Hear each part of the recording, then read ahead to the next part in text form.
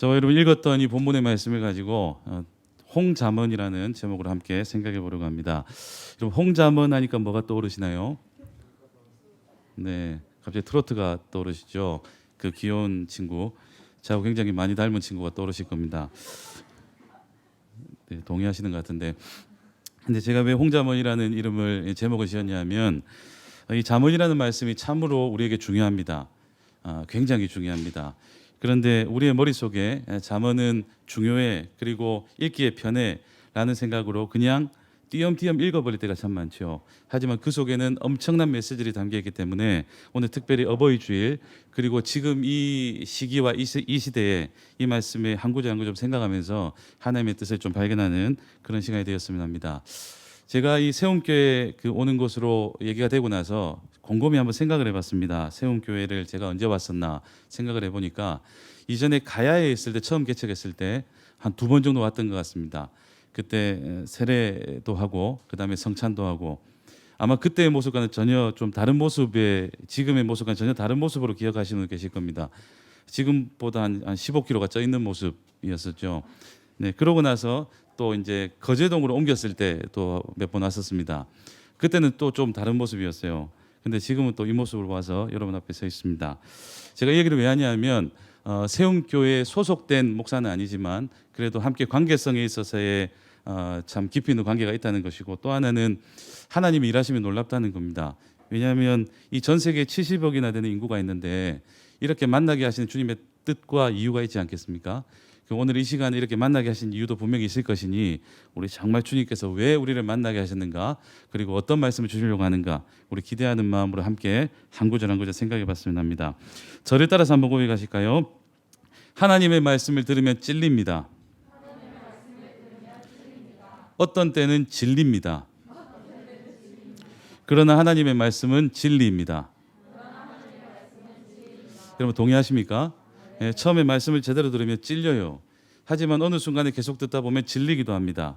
그런데 막상 생각해 보면 그 말씀이 내 삶을 인도해가는 진리의 말씀인 것이죠. 혹 지금 이 시간에 여러분의 삶 가운데 진림의 단계에 멈춰 계시다면 우리 더 간절하게 주님을 찾으며 이제는 진리의 말씀까지 나아가게 되는 저와 여러분 되었으면 합니다. 오늘 본문은 잠언입니다. 잠언. 여러분 잠언은 많은 분들이 하루에 한 장씩 읽어서 매달 한 번씩 읽어야지라는 계획도 세우면서 많이 적극적으로 도전하는 책이 이 잠언이라는 책이죠. 그런데 이 잠언이 그렇게 읽다 보니까 참 많이 쉽다고들 얘기도 하긴 합니다. 왜냐하면 익숙하다, 뭐 이렇게 얘기하는 것이죠. 그런데 잠언을 꼼꼼하게 읽으면 굉장히 불편한 말씀이기도 합니다. 그리고 굉장히 어렵습니다. 왜 그러냐면 잠언에 대한 내용이 어려운 것이 아니고 말씀을 읽다 보면 그 말씀대로 살지 못하는 내 모습이 너무나 보여서 찔리고 아픈 것이죠. 이런 말씀 속에 보면 예를 들어서 여러분 바로 뒤에 보시면 우리 8절 한번 보시겠습니까? 오늘 또 어버이 주일이기도 하니까. 자, 8절에 보시면 이렇게 되어 있습니다. 내 아들아, 네 아비의 훈계를 들으며 내 어미의 법을 떠나지 말라. 이는 내 머리에 아름다운 관이요 내 목에 금사슬이니라. 이 솔로몬이 어떤 대상을 향해서 이런 메시지를 하고 있습니다. 그런데 거기 보니까 아비의 훈계, 어미의 법을 얘기를 하죠. 사실 우리의 삶에 적용해 보면 이게 실제 육신의 부모를 대한 얘기이기도 하지만 결국은 신앙의 선배들에 대한 얘기이기도 합니다. 그런데 막상 이것을 내 삶에 적용시켜 보면 훈계를 듣거나 법을 따라 사는 것에 대해서 동의는 하지만 행동으로, 삶으로 적용시키는 것은 참 쉽지 않습니다. 여러분 생각해 보십시오. 누군가가 여러분에게 계속 훈계를 해요. 계속 잔소리를 해요. 그러면 그것을 좋게 듣는 사람이 누가 있습니까? 불편하죠. 그러다 보니까 참 이 잠언의 말씀을 읽는 것은 쉽지만 이것이 내 삶에 통과시키다 보면 불편하기 때문에 좀 이렇게 어렵다고들 얘기도 하긴 합니다. 하지만 이 잠언 자체가, 이 잠언이라는 이 단어 자체가 바늘 잠자의 말씀 원자, 그래서 우리를 찌르는 말씀이기 때문에 우리 같이 묵상하면서 읽으면서 또 생각해 보면서 우리를 찔러서 결국은 살게 하는 하나님의 메시지를 발견하고 그대로 한번 살아내려고 발버둥 치는 저와 여러분의 모습이 되었으면 합니다. 오늘 1절을 한번 읽어보시죠. 자, 1절 같이 있습니다. 시작. 다윗의 아들 이스라엘 왕 솔로몬의 잠언이라. 네, 이 잠언 1장은 솔로몬이 썼다고 얘기를 하고 있습니다. 근데 여러분 솔로몬을 한번 기억해 보시면 솔로몬의 삶은 그렇게 평탄하지 않았습니다. 처음에 이렇게 왕이 되었을 때 한번 생각해 보시면 자기 아버지는 엄청나게 위대했던 다윗이라는 왕이죠.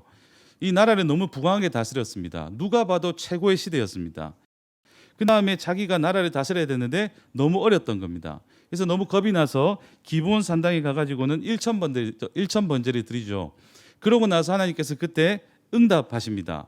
그리고 주님께서 나타나셔서 솔로몬에게 묻습니다. 내가 너에게 무엇을 해주길 원하느냐라고 묻죠.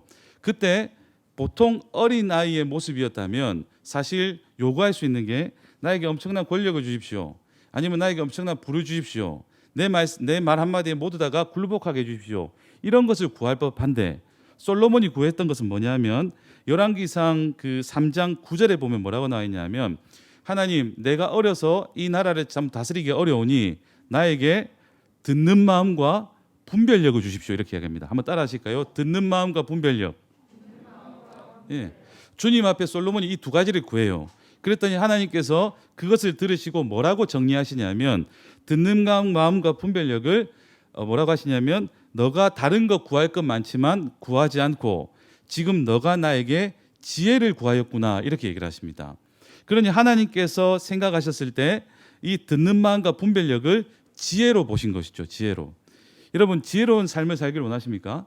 예. 하나님의 뜻을 알고 주님의 뜻 가운데를 걷는 지혜로운 삶을 살기를 원하신다면 이 두 가지를 구하는 우리가 되어야 됩니다. 주님 우리가 듣는 마음을 가질 수 있도록 도와주십시오. 그리고 분별력을 가질 수 있도록 도와주십시오. 여러분 그런데 이 세상을 살아가다 보면 이 두 가지가 어쩌면 우리의 삶에 많은 것들을 좌지우지하는 것을 볼 수 있습니다. 세상의 대부분의 문제는 제대로 듣지 못해서 생기는 문제들이 많습니다. 세상에 여러 가지 정보들이 오죠. 하지만 그 정보들을 어떻게 듣느냐에 따라서 우리의 행동도 달라집니다. 지금 이 시간에 하나님의 말씀을 우리가 동일하게 다 듣고 있죠. 하지만 이 말씀을 어떻게 듣는가에 따라서 우리의 마음은 우리의 삶은 또 달라지게 됩니다. 사람과의 관계성 속에서도 마찬가지입니다. 어떻게 그 사람의 얘기들과 시대를 읽어내는가, 듣는가에 따라서 달라지게 되는 것이죠. 또한 이 시대를 읽어내는 분별력, 하나님의 뜻을 분명히 제대로 알 수 있는 분별력들이 우리의 삶을 좌지우지한다는 것입니다. 그것을 하나님께서는 다른 말로 지혜라고 말씀하고 계신 것이죠. 그런데 또 이 지혜라는 것을 또 다르게 생각해 보면 하나님의 뜻을 듣고 하나님의 뜻을 분별하는 것이라면 이것을 다른 말로 하면 이 땅을 창조하신 하나님, 이 땅을 주관하시는 하나님의 그 창조 질서와 통치 질서에 따라서 살아가는 삶, 그것이 어쩌면 지혜라고 볼 수 있습니다. 여러분 지혜를 원하십니까? 지혜로운 삶을 살기를 원하십니까? 그러면 이것을 우리는 구해야 되는 것이죠. 하나님 이 시대를 살아가면서 주님의 음성을 제대로 들을 수 있는, 그리고 이 시대를 제대로 분별할 수 있는 그 지혜를 나에게 허락하여 주십시오. 그리고 주님의 창조 질서와 통치 질서에서 벗어나지 않는 하나님의 뜻대로 살아가는 우리의 삶이 될 수 있도록 도와주십시오 라는 기도와 더불어 노력하는 모습들이 필요할 것입니다. 그런데 이런 지혜를 말씀하시면서 우리에게 더불어 뭐라고 하시냐면 여러분 잠언 4장 6절 한번 보시겠습니까? 잠언 4장 6절입니다.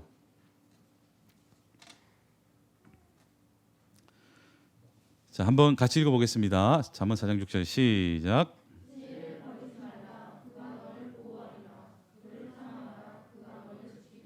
예, 중간에 보면 지혜를 어떻게 하라고 하고 있습니까? 버리지 말고 사랑하라고 있습니다. 사랑. 여러분 사랑이 뭘까요? 왜 지혜라는 것에 사랑이라는 단어를 붙이셨을까요? 저는 요한복음 3장 16절을 묵상하면서 이 사랑이라는 것이 우리가 생각하고 있는 육신적인 사랑과는 전혀 다르다는 개념을 하나 발견하게 됐는데 그게 뭐냐면 하나님께서 세상을 이처럼 사랑해서 독생자를 주셨습니다. 가장 사랑하는 유일한 아들을 주신 거죠. 다른 말로 하면 희생이죠. 희생. 네. 근데 그 희생을 통해서 무엇을 하셨냐면 이 세상을 멸망치 않게 하고 영생을 얻게 하셨습니다. 그러니 결국은 사랑이라는 것은 내가 가장 소중하게 생각하는 것을 희생해서 살리는 것이 사랑인 것입니다. 여러분 그런데 우리는 오해할 때가 있죠. 내가 무언가를 계속 주는 것이 사랑이다. 그런데 내가 줬을 때 그 상대방이 살아나는 것이 아니라 멸망의 길로 간다면 그것은 사랑이 아닐 가능성이 있습니다. 동의하십니까? 예. 그런데 하나님께서는 이 잠언을 이 지혜를 사랑하라고 하십니다. 그러니 결국은 이 잠언 이 말씀 지혜의 말씀을 희생하는 마음으로 거기에 인생을 걸고 살아가면 결국은 이 지혜의 말씀 때문에 멸망하지 않고 살아날 수 있다는 것도 발견할 수 있는 것이죠. 여러분 지금 이 시대를 돌아보시면 참 혼란스럽습니다. 너무나 많은 것들이 들리고 너무나 많은 것들이 보여요. 정말 살아가면서 딱 하나만 보이면은 뭐 별 문제가 없겠지만 지금 이 제가 앞을 바라보고 있는 이 순간에도 너무나 많은 것들이 보입니다. 여러분도 보이고 가림막도 보이고 뭐 카메라도 보이고 시계도 보이고 예. 뭐 이 정도만 보면 괜찮아요. 하지만 우리가 분별력이라는 시각으로 세상을 보면 너무나 많은 길들이 우리에게 펼쳐져 있습니다. 그럼 어떻게 해야 될까요? 어떻게 해야 될까요? 어떻게 하면 제대로 된 선택을 할 수 있을까요? 주님의 지혜가 우리에게 있어야 되는 것이죠. 그런데 세상의 대부분의 문제는 이 지혜가 부족해서 생길 때가 많습니다. 아까도 말씀드렸지만 이 지혜는 하나님의 창조 질서, 하나님의 뜻 가운데 살아가는 것이 지혜라고 말씀드렸는데 뭐 일어나는 여러 가지 문제들을 보면 하나님의 창조 질서, 하나님의 뜻이 아닌 내 뜻, 내 방법, 내 기준으로 선택해서 일어나는 문제들이 굉장히 많습니다. 사실 솔로몬도 마찬가지였습니다. 솔로몬이 하나님의 뜻을 따라서 지혜를 선택해서 잘 살아갈 때는 부강해졌습니다. 하지만 어느 순간에 자기가 너무 잘 되다 보니 하나님의 뜻보다도 뭐 말씀이 질렸는지 하나님의 말씀보다도 자기의 생각으로 선택하다가 굉장히 많은 죄들을 저지르는 것들이 성경 속에 기록되어 있죠. 그러다 보니 후에 나라가 분열되는 일도 벌어지지 않습니까? 그래서 잠언을 이렇게 쭉 분석해 보면 1장부터 9장까지는 포로기 이후에 쓰여졌다고 얘기를 합니다. 포로기 이후에. 여러분 이 나라가 분열될 때 솔로몬의 역할이 컸다면 무엇 때문일까 분석해 보면 결국은 하나님의 뜻이 아닌 다른 것을 선택해서 분열되는 일이 벌어져 버린 것이죠. 그런데 다시금 이 분열되어 있고 나라가 멸망되어 있는 상황 속에서 포로기 속에서 다시금 돌아와서 이 잠언이란 말씀을 쓰게 되었다면 솔로몬이 이 잠언을 쓸 때 어떤 마음으로 썼겠습니까? 자기의 삶을 돌아보니 이런 문제 저런 문제를 통해서 나라가 힘들어지고 어려워졌었다. 그런데 다시금 주님께서 은혜 주셔서 포로에서 돌아오게 하셔서 나라를 다시금 세우신다면 이제는 절대 그렇게 살아가면 안 되라는 생각으로 이 잠언을 썼지 않겠습니까?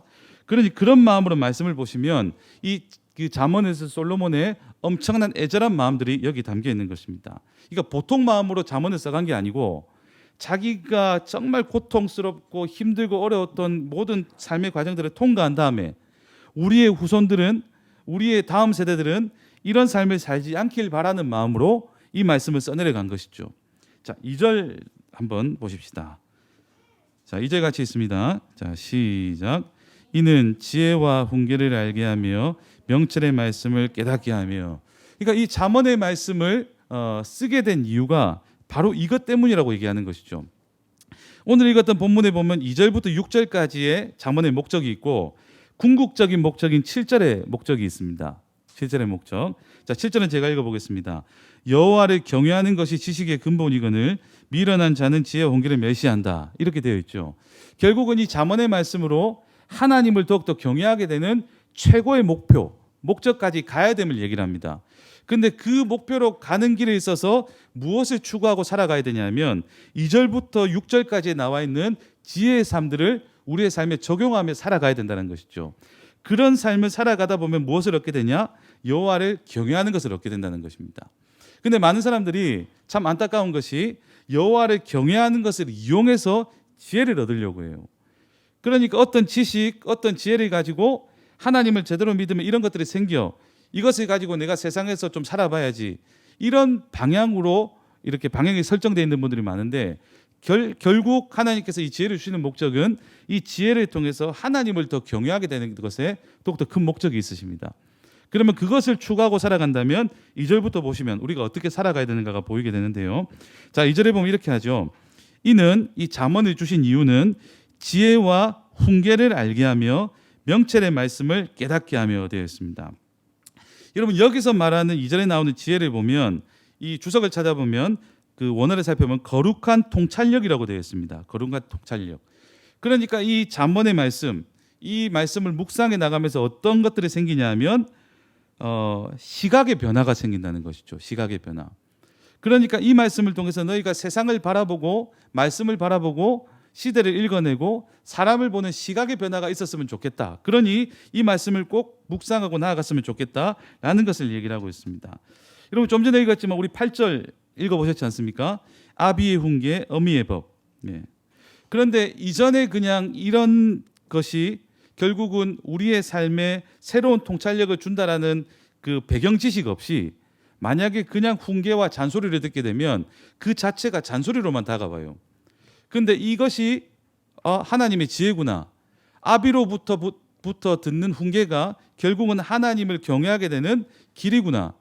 이런 훈계를 듣고 바른 길을 선택해서 살아가는 것이 결국 이것이 나쁜 것이 아니구나 라는 것을 말씀을 통해서 발견하게 되면 훈계가 깊어지고 훈계가 즐거워지는 것이죠. 여러분, 이게 제가 조금씩 나이를 들면서 좀 느끼게 되는 것입니다. 어릴 때는 여러분도 동의하시겠지만 잔소리를 하거나 누군가가 나에게 얘기를 하면 그것이 달갑게 잘 들리지 않습니다. 근데 나이가 들고 돌아보니까 그 하셨던 얘기 모든 것이 나를 위한 얘기였던 것이죠. 그 성경 속에서 말하는 지혜 있다, 성경 속에서 말하는 연륜이 있다라는 것을 보면 지금 우리 시대의 어린 시대에 바라보는 시각과는 조금 다릅니다. 유대인들이 바라보는, 그 시대의 사람들이 바라보는 성경적인 방향성은 그런 것이죠. 우리는 예를 들어서 신문물인, 예를 들어 뭐 핸드폰이나 아니면 여러 가지 그 문화들을 보고 어른들이 모르기 때문에 그분들을 향해서 뭐라 하냐면, 여러분들 모르시잖아요, 뭐 어른들은 모르잖아요, 이건 우리 문화예요, 우리가 더 뛰어나요, 이런 얘기들을 해요. 그래서 어른들을 더욱더 낮추게 보는 아이들의 모습들이 있습니다. 그렇죠? 그런데 성경에서는 뭐라고 하냐면 그 어르신들도 이런 시대들을 다 지나서 나이가 드셨기 때문에 이 시대 속에 살아온 모든 연륜들이 쌓여서 지혜 있는 분이라고 그 연배 있으신 분들을 지칭합니다. 그러니까 시대를 살아온 것도 지혜롭다라고 표현하는 것이죠. 지혜롭다라고. 그러니 8절에 나오는 이 잔소리, 훈계 이런 것들을 봤을 때 그 속에는 무엇이 담겨 있냐면 이것이 하나님께서 우리를 향한 지혜의 메시지구나 라는 것을 볼 수 있는 눈들이 열린다는 것입니다. 이게 아까 말했던 2절 처음에 나오는 시각의 변화죠. 통찰력의 변화죠.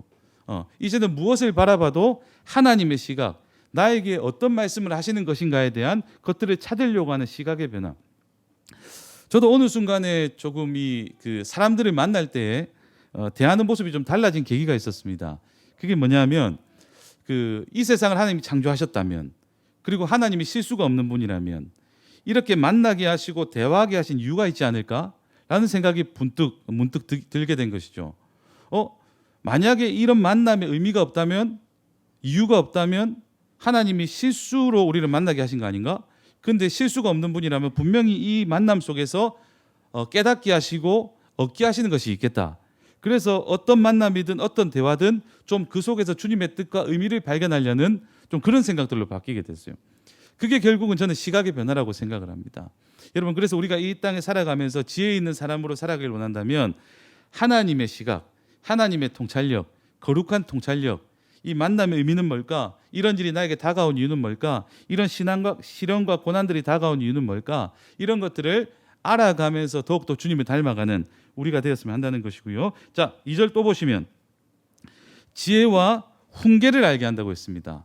여기서 훈계라는 것은 교육과 훈련을 얘기하는 것인데 결국은 이것이 가만히 있다고 생기는 것이 아니고 이 훈련을 통해서 생기게 된다는 것을 얘기를 합니다.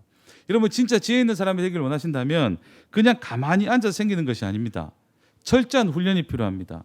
더 많이 말씀을 보려고 하는 훈련, 그리고 이 말씀대로 살아가려고 하는 훈련, 이런 훈련들이 축적돼서 나중에 내 모습이 변해 있는 것이죠.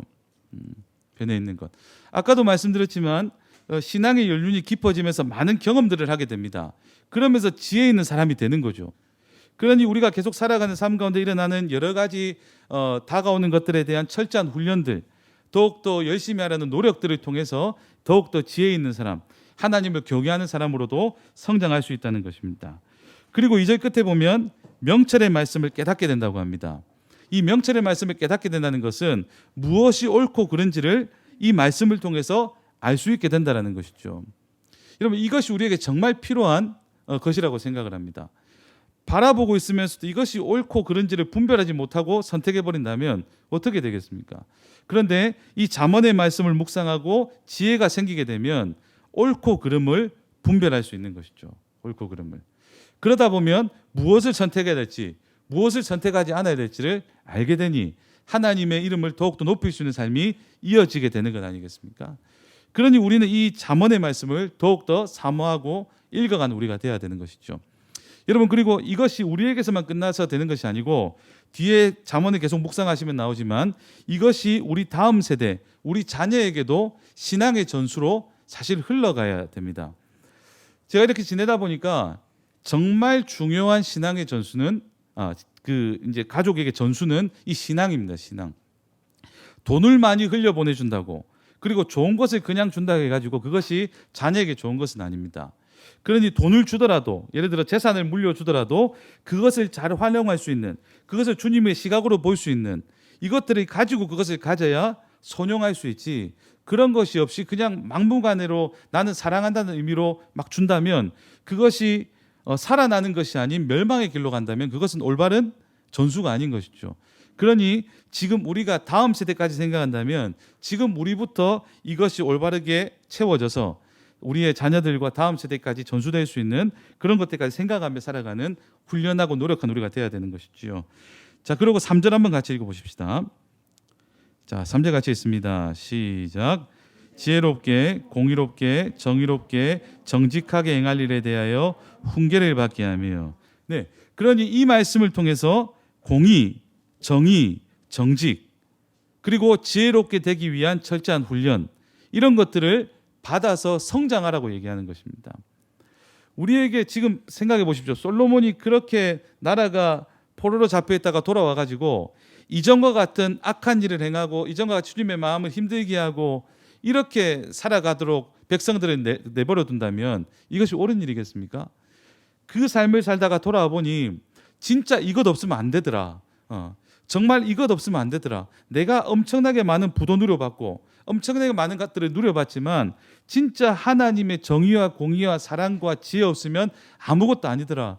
그러니 제발 바라는데 너희들이 이것을 더 추구하고 이것을 더 원하고 주님 앞에 더 구하며 그것들을 철저하게 훈련해서 이것들을 가진 너희들이 되었으면 좋겠어 라고 우리에게 강력하게 얘기하고 있는 것입니다. 여러분, 그래서 우리가 지금 이 시대 살아갈 때 조금 더 노력하고 조금 더 추구하고 조금 더 이 잠언의 말씀을 묵상하면서 우리의 삶으로 통과시키는, 그래서 결국은 우리 삶의 공의와 정의와 정직이란 것이 우리 몸에 완전히 덕지덕지 붙어있는 우리가 되었으면 한다는 것이죠. 여러분, 이 시대에 기독교인들이 욕을 많이 먹습니다. 너무나 안타깝죠. 그리고 심지어는 제가 이제 학교에서 학생들을 가르칠 때 목사입니다 하면 애들이 다 엎드려 자버려요. 좀 충격적인 일입니다. 그리고 나가서 제가 목사예요 하면은 사람들이 얘기를 안 들으려고 해요. 그런데 여러분 보시면 아시겠지만 목사같이 안 보이지 않습니까? 그래서 공개하지 않고 사람들에게 다가가면 대화가 됩니다. 그러니까 시대가 그렇게 돼버렸어요. 근데 뭐 때문에 그럴까요? 왜 기독교는 개독교라는 얘기를 듣고 왜 계속 기독교의 이미지는 안 좋아지는 걸까요? 세상 사람들이 봤을 때 자기들이 성경을 묵상하면서 성경은 가짜야, 이것은 잘못된 거야, 기도해봤는데 하나님은 안 계셔, 이렇게 하는 것이 절대 아닙니다. 하나님을 믿고 있다는 신앙인들의 삶의 문의들을 보니 입으로는 신앙을 얘기를 하고 성경은 들고 다니는데 막상 살아가는 삶 가운데 정의와 공의와 정직이 없는 거죠. 여러분, 우리끼리도 마찬가지 아닙니까? 저도 그런 경험이 있습니다. 제가 팀 사역을 하면서도 우리 팀원들한테 야, 이거 하자, 내가 이거 해줄게, 이렇게 던져놓고 막상 그것을 제가 까먹어 버려요. 그러면 같은 팀에 있지만 저에 대한 신뢰가 무너집니다. 저는 가족들이기 때문에 이해를 해줄 줄 알았어요. 그런데 이런 사소한 것 하나하나, 예를 들어서 밥 먹자, 다음 주에 나하고 뭐 시간 될 때 밥 먹자 라고 던졌을 때 그 사람들은 의미 있게 그것을 받아들였다면 나는 의미 없이 던졌더라도 그 말 한마디가 지켜지지 못할 때 신뢰를 잃게 되는 일이 생길 수도 있다는 거죠. 그런데 우리 속에 계속 지혜의 모습들이 훈련되어져서 내 삶의 걸음걸음 가운데 정의와 공의와 정직이 있다면 정말 우리가 이것을 추구하고 살아가야 되는 삶 아닐까요? 결국 그것이 무엇을 드러내냐면 하나님을 경외함을 드러내게 되는 요건이라는 것입니다. 여러분, 하나님을 경외한다는 것을 찾아보면 결국은 하나님을 최고의 가치로 여긴다는 겁니다. 근데 하나님을 최고의 가치로 여겨요. 말은 쉽죠. 그러면 그것이 삶으로 적용한다면 뭘까요?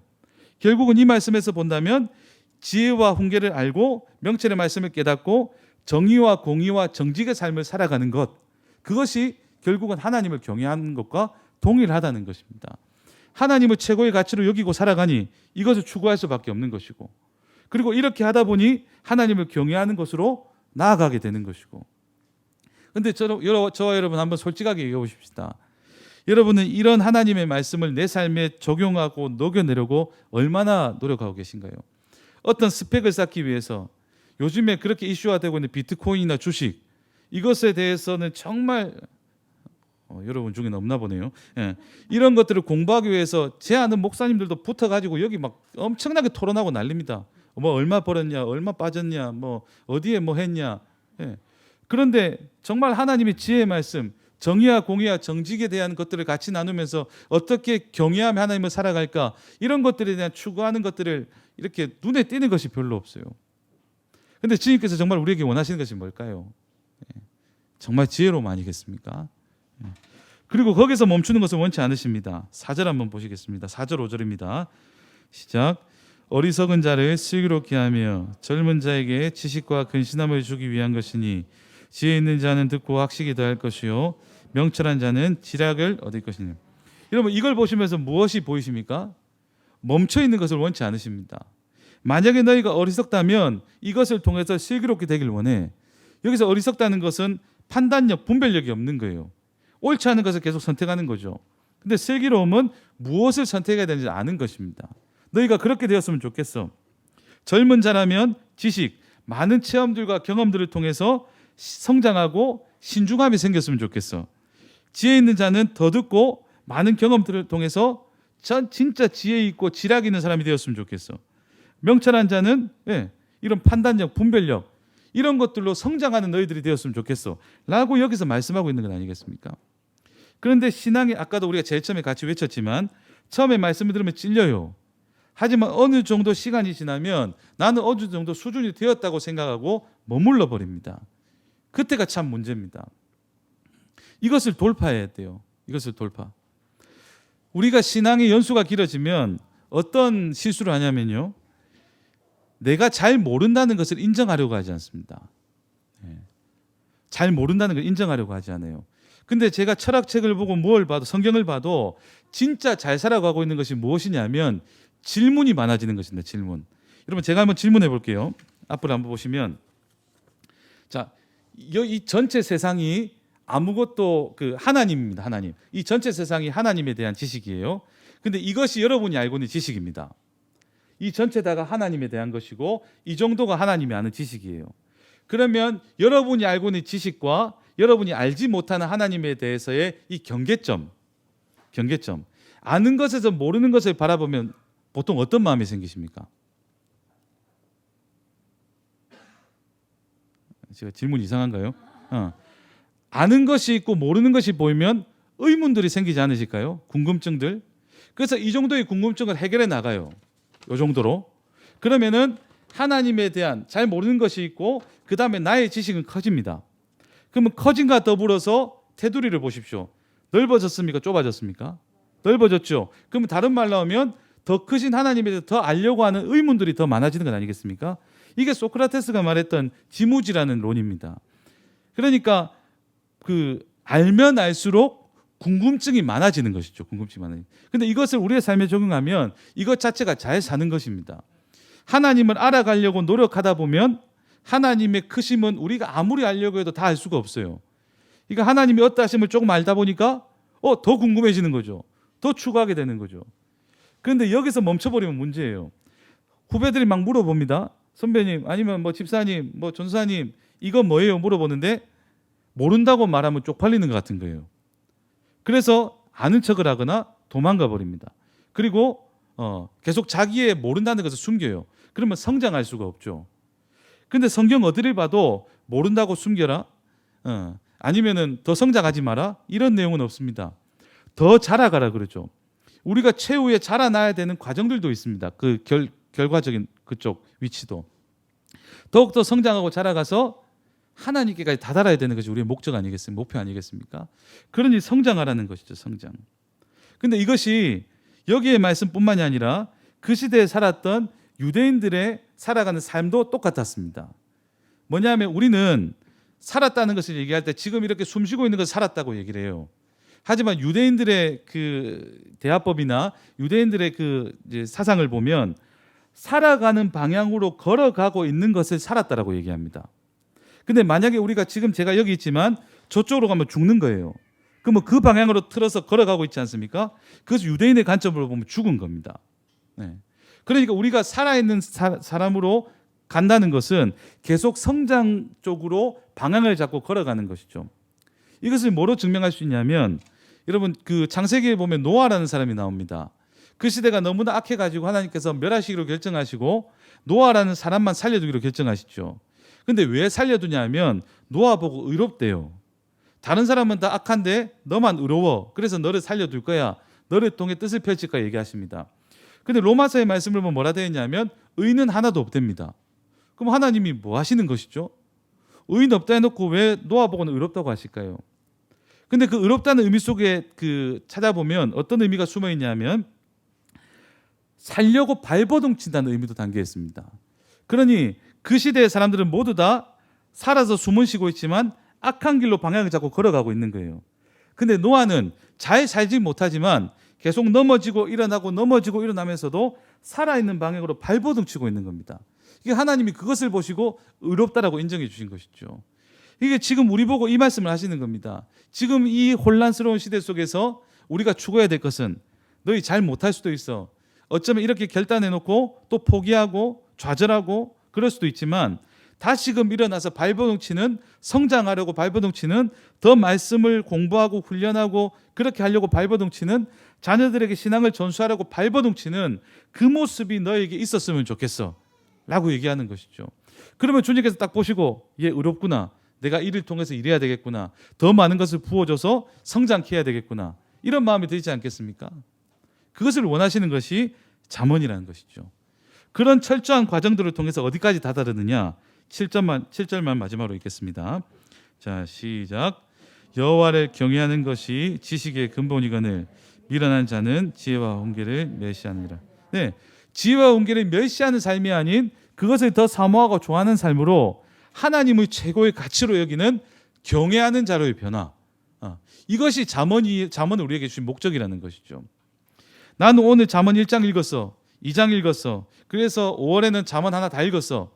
라는 도장 찍는 것으로 끝나는 것이 아니고 이 말씀을 읽어가면서 불편해지시고 하지만 그걸 통해서 또 발버둥 치시고 또 성장해 나가면서 이것이 내 삶이 되도록 만들고 그것을 우리 후손들에게 신앙을 전수시키고 그래서 계속 넓어지는 이 삶이 앞으로 일어나길 원하는 것이 하나님께서 솔로몬에게 잠언을 주셔서 우리에게까지 흘려보내신 이유라는 것입니다. 여러분 오늘 어버이 주일이죠. 우리가 더 자녀들에게 전수해야 될 것이 뭘까요? 예, 이 지혜입니다. 지혜.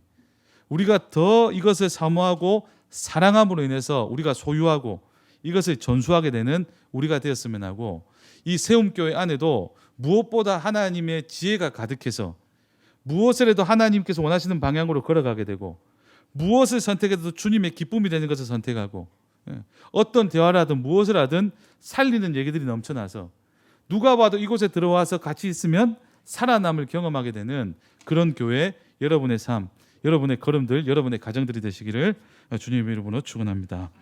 같이 기도하시겠습니다.